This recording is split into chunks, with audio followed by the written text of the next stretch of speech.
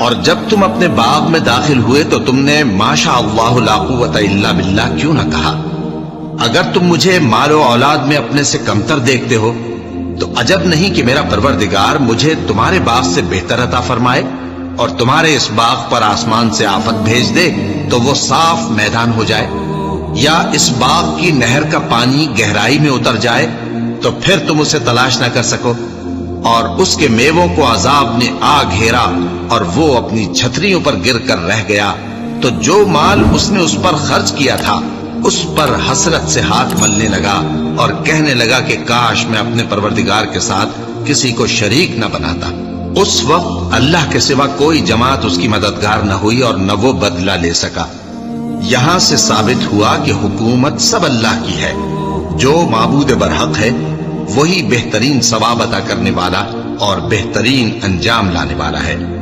اور ان سے دنیا کی زندگی کی مثال بھی بیان کر دو کہ وہ ایسی ہے جیسے پانی جسے ہم نے آسمان سے برسایا تو اس کے ساتھ زمین کی پیداوار مل کر نکلی، پھر وہ چورا چورا ہو گئی کہ ہوائیں اسے اڑاتی پھرتی ہیں،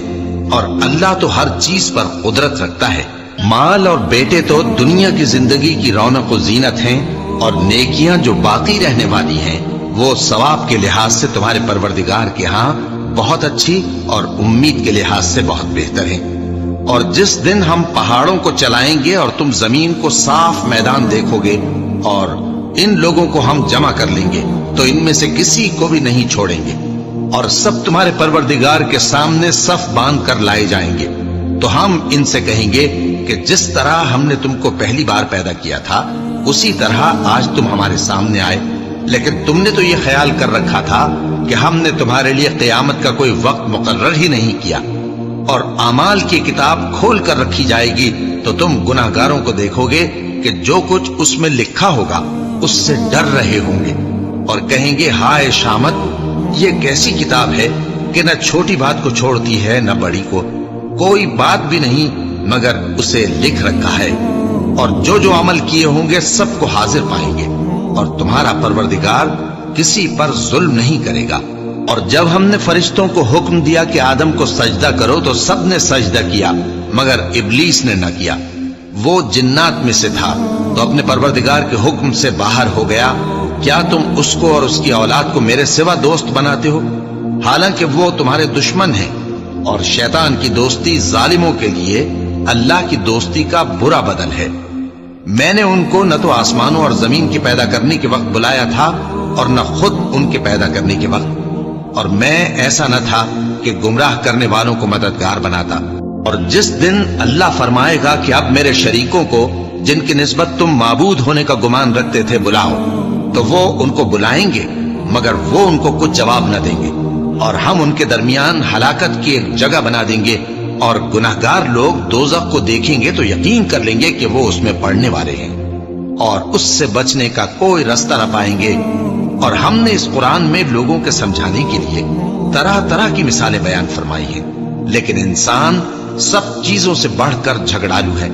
اور لوگوں کے پاس جب ہدایت آ گئی تو ان کو کس چیز نے منع کیا کہ ایمان لائیں اور اپنے پروردگار سے بخشش مانگیں، بجز اس کے کہ اس بات کے منتظر ہوں کہ انہیں بھی پہلوں کا سا معاملہ پیش آئے یا ان پر عذاب سامنے سے آ جائے۔ اور ہم جو پیغمبروں کو بھیجا کرتے ہیں تو صرف اس لیے کہ لوگوں کو اللہ کی نعمتوں کی خوشخبریاں سنائیں اور عذاب سے ڈرائیں،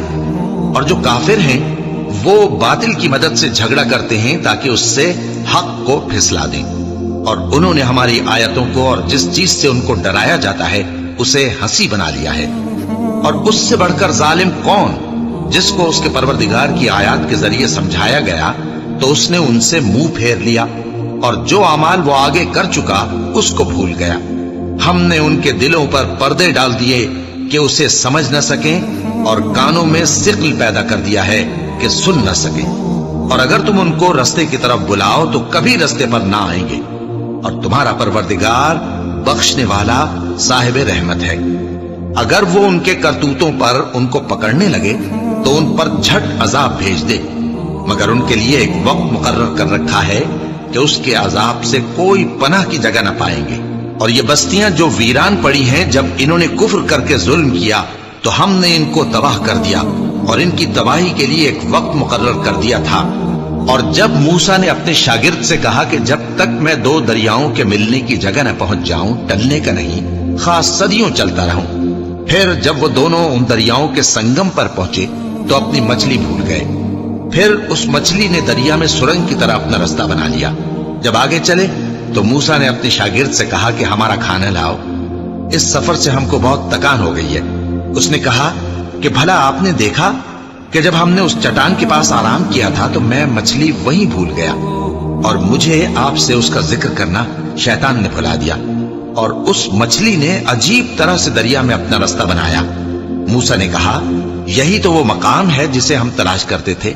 तो वो अपने पांव के निशान देखते देखते लौट गए। वहां उन्होंने हमारे बंदों में से एक बंदा देखा जिसको हमने अपने हाथ से रहमत खास से नवाजा था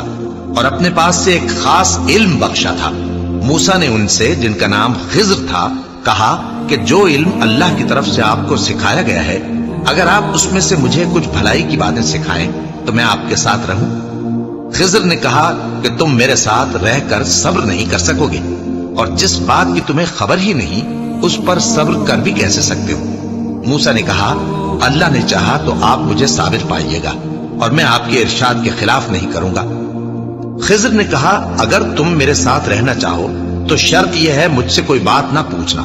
जब तक मैं खुद उसका जिक्र तुमसे न करूं। तो दोनों चल पड़े,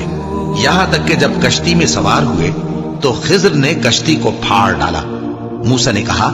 क्या आपने इसको इसलिए फाड़ा है कि सवारों को गर्क कर दी? ये तो आपने बड़ी अजीब बात की। खिज्र ने कहा, क्या मैंने नहीं कहा था कि तुम मेरे साथ सब्र न कर सकोगे? मूसा ने कहा कि जो भूल मुझसे हुई उस पर मुआवजा न कीजिए और मेरे मामले में मुझ पर मुश्किल न डालिए। फिर दोनों चले,